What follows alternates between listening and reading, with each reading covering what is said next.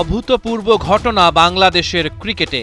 একই প্রতিযোগিতায় মাঠে ক্রিকেটার হিসেবে খেলবে, আবার সংগঠক হিসেবে দল চালাবে। এক টিমে খেলবেন আর অন্য এক টিমকে দিক নির্দেশনা দেবেন। এমনই এক চাঞ্চল্যকর ঘটনার জন্ম দিতে চলেছেন তামিম ইকবাল খান।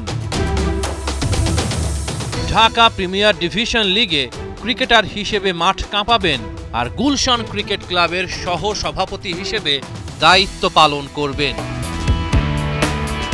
এখানে আছে আরও একটা চমক, গুলশান ক্রিকেট ক্লাবের সভাপতি আবার ফরচুন বরিশালের মালিক মিজানুর রহমান। ঢাকা প্রিমিয়ার লিগেও মিজানুর রহমানের সাথে জুটি বাঁধছেন তামিম ইকবাল খান। বাংলার ক্রিকেটে কিংবদন্তিতেই পরিণত হবে মিজান তামিমের কেমিস্ট্রি। ওরাই বিপিএলে ফরচুন বরিশালের টানা 2 শিরোপা জেতার প্রধান কাণ্ডারি। 2 মাস্টার মাইন্ডের মাস্টার স্ট্রোক এবার দেখা যাবে ডিপিএলে।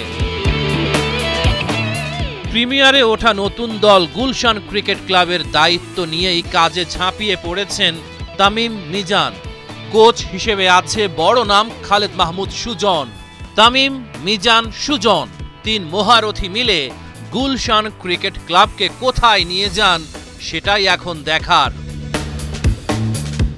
মজার ব্যাপার হলো, খেলোয়াড় তামিমের প্রথম ম্যাচ সংগঠক তামিমের সাথে। সেদিন মোহামেডান গুলশান ক্রিকেট ক্লাবের বিপক্ষে মাঠে নামবে। শুরুতেই কি তামিম থাকবেন উভয় সংকটে?